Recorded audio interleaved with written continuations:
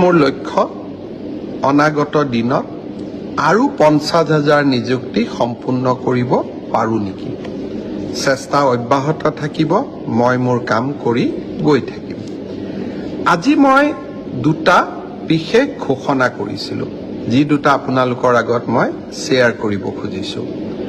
প্ৰথমটো হ'ল আমি নিযুক্তিত স্বচ্ছতা আনিলোঁ, ট্ৰেন্সফাৰ পোষ্টিঙতো আমি স্বচ্ছতা আনিব পাৰোঁ নেকি।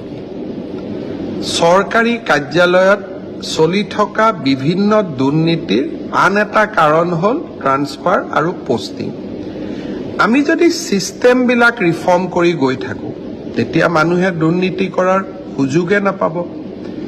2 অক্টোবৰত আমি এটা পৰ্টেল উদ্বোধন কৰিম।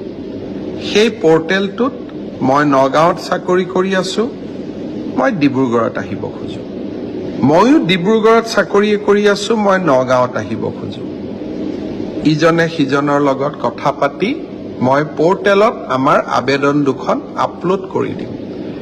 পৰ্টেল 365 দিন খোলা থাকিব। প্ৰতি 2 মাহৰ মূৰে মূৰে আমি এই ধৰণৰ আবেদনবিলাক নিষ্পত্তি কৰি আমি ট্ৰান্সফাৰ অৰ্ডাৰ পৰ্টেলটোতে আকৌ তুলি দিম।